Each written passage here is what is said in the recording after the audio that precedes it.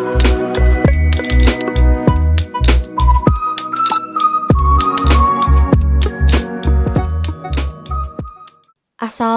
warahmatullahi wabarakatuh. Halo Matusias, balik lagi di channel pembelajaran matematika bersama Bulia. Hari ini kita akan membahas mengenai pembahasan soal-soal PTS yang sudah kita kerjakan satu pekan kemarin. Nah, di sini adalah mata pelajaran matematika khusus untuk kelas 7. Nah, kita langsung saja masuk ke soal yang pertama, itu di mana pertanyaannya adalah suhu yang lebih tinggi dari pasangan suhu berikut adalah. Nah, di sini ada negatif 3 derajat dan ada negatif 8 derajat. Nah, jika kita harus mengetahui suhu yang lebih tinggi, biasanya kita menggunakan garis bilangan. Tapi kalau kalian sudah bisa ya cukup saja langsung dijawab. Nah, kalau garis bilangan ini kan di tengahnya itu kita misalkan dengan 0. Lalu di sebelah kanan itu 1, 2, 3, berarti positif ya semakin ke kanan. Dan yang sebelah kiri itu negatif 1, negatif 2, negatif 3. Nah, untuk negatif 8 kalau kita perpanjang garis bilangannya mungkin nanti di sini akan ada negatif 8. Nah, untuk mencek angka yang lebih tinggi atau lebih besar itu semakin ke kanan itu semakin tinggi nilainya. Jadi kalau semakin ke kanan maka dia akan semakin tinggi. Nah, negatif 8 dan negatif 3 posisi yang paling kanan itu adalah yang negatif 3. Sehingga suhu yang lebih tinggi itu adalah negatif 3. Yang ini ya jawabannya. Nomor 2, suhu yang lebih tinggi dari pasangan suhu berikut adalah 0 derajat dan negatif 80 derajat. Sama seperti tadi kalau kita gambarkan di garis bilangan, di tengahnya itu 0. Dan mungkin posisi negatif 80 itu ada di sebelah kiri ya, negatif 80.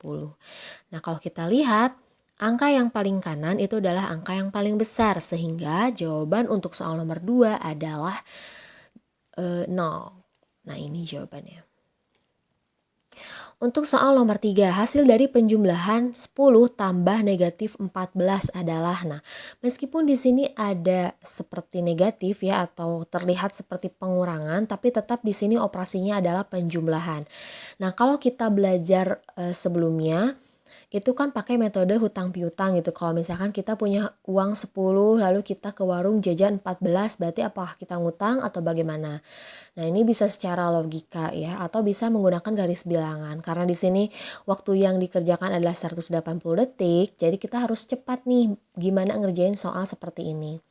Cukup aja pakai logika, berarti kalau misalkan kita punya uang 10 lalu kita jajan 14, berarti kita ngutang 4 ya. Jawabannya berarti pasti negatif 4. Yang ini jawabannya.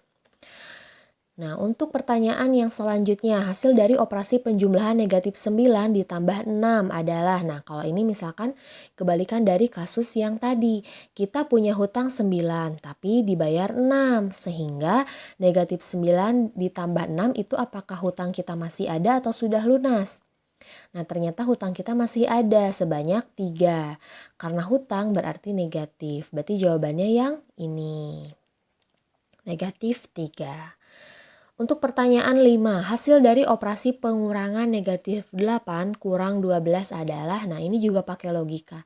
Kita punya hutang 8, terus kita ngutang lagi 12, berarti total hutang kita berapa? Ya tinggal kita jumlahkan, 20 ya, karena hutang berarti negatif 20, berarti ini jawabannya. Selanjutnya, hasil dari operasi pengurangan negatif 8 dikurang dalam kurung negatif 12 adalah, nah ini sama seperti soal sebelumnya, hanya 12 ini dia punya tanda lagi negatif. Nah, kalau misalkan di operasi perkalian, dulu kan Ibu waktu di video sebelumnya pernah mengajarkan jika positif dikalikan dengan positif, maka hasilnya akan positif. Jika negatif dikalikan negatif, maka hasilnya akan positif. Jika positif dikalikan negatif, hasilnya akan negatif. Jika negatif dikalikan positif, hasilnya akan negatif. Nah, kalau ini negatif ketemu negatif sehingga jadi positif. Jadi negatif 8 ditambah 12. Kita punya hutang 8, lalu kita bayar 12, berarti apakah masih punya hutang atau kembalian? Nah, ternyata kembalian 4 ya, berarti jawabannya yaitu yang positif 4. Jadi ingat ya, kalau negatif ketemu negatif itu kita ubah menjadi positif. Soal selanjutnya, hasil dari operasi penjumlahan bilangan-bilangan 1 tambah 2 tambah 3 tambah 4 tambah titik-titik tambah 15 adalah, nah ini harus ingat lagi rumus Gauss ya. Kita kan sudah belajar sebelumnya rumus Gauss. Di mana angka pertama itu 1 ditambah angka terakhir itu 15. Lalu dikalikan dengan jumlah bilangan. Nah, kita tahu kan bahwa dari nomor 1 sampai 15 itu ada 15 angka. Nah, kalau nggak percaya hitung aja manual gitu. Pasti totalnya ada 15 angka. Sehingga di sini kita kalikan dengan 15. Bu, bagaimana kalau misalkan di sini sampai 20? Ya berarti sampai 20. Angkanya ini kita ganti dengan 20 kayak gitu ya. Nah, terus dibagi dengan 2. Nah, di sini kita jumlahkan dulu yang di dalam kurung. 1 tambah 15 adalah 16 dikali 15 lalu dibagi 2. Nah, untuk mempermudah proses operasi yang sederhana, nah kita upayakan dulu atau utamakan dulu yang pembagian. Di sini ada 16 dibagi 2, jawabannya adalah 8, lalu dikalikan dengan 15. Nah, 8 dikali 15 itu adalah 120, sehingga jawabannya yang 120. Nah, untuk soal yang berikutnya ini sama seperti soal sebelumnya, di mana di sini ada 1 tambah 2 tambah 3 tambah 4 sampai tambah 20. Berarti tetap menggunakan rumus Gauss, di mana angka pertama ditambah angka terakhir yaitu 20. Lalu kita kalikan dengan ada berapa jumlah angka dari 1 sampai 20. Ternyata ada 20. Lalu dibagi dengan 2. Nah, kalau kita lihat 1 tambah 20 adalah 21, dikalikan dengan 20 lalu dibagi dengan 2. Nah, di sini kita utamakan dulu operasi pembagian supaya lebih mudah menyederhanakan operasi ini. Nah, di sini ada 20 dibagi 2 berarti 10 ya. 21 kali 10. Nah, jawabannya adalah 210. Nah, jawabannya yang ini. Oke, soal selanjutnya, hasil dari operasi perkalian 5 dikali negatif 3 adalah, nah ini kan kita tahu bahwa yang tadi positif kali positif itu jawabannya positif ya, dan seterusnya. Nah ini positif dikali negatif, berarti jawabannya negatif. Nah karena kita tahu 5 kali 3 adalah 15, sehingga jawabannya yaitu negatif 15. Soal berikutnya, hasil dari operasi pembagian 0 dibagi 17, lalu dibagi lagi 4 dibagi 2. Nah, waktu di video pembagian kan sudah belajar bahwa ada jika 0 dibagi suatu angka, itu jawabannya adalah 0. Dan jika misalkan ada angka dibagi 0 itu tidak terdefinisi ya. Atau infinity. Nah, berarti di sini 0 dibagi 17, berarti jawabannya untuk yang operasi di dalam kurung pertama itu 0. Lalu dibagi 4 dibagi 2 itu 2. 0 dibagi 2 berapa? Ternyata 0. Ya sudah, berarti jawabannya yang A ya, yang 0 ini. Selanjutnya, unsur identitas dalam penjumlahan adalah ya ini pasti 0. Ini sudah dipelajari di sifat-sifat penjumlahan. Bentuk perkalian dari 3 kali 5 sama dengan 5 kali 3 termasuk ke dalam sifat perkalian. Nah kalau sifat yang seperti ini kita bisa ubah dulu menjadi huruf. Misalkan A kali B itu sama dengan B kali A. Nah ini pasti sifat komutatif ya. Untuk soal selanjutnya, hasil dari operasi hitung campuran berikut ini adalah, nah pertama itu dahulukan dulu operasi yang ada di dalam kurung, lalu yang kedua kali dan bagi, kali atau bagi, dan yang ketiga itu tambah atau kurang. Nah karena di sini tidak ada operasi dalam kurung sehingga kita utamakan dulu perkalian dan pembagian. Nah di sini kita tulis lagi 5 ditambah berapa 4 dikali 2? 8.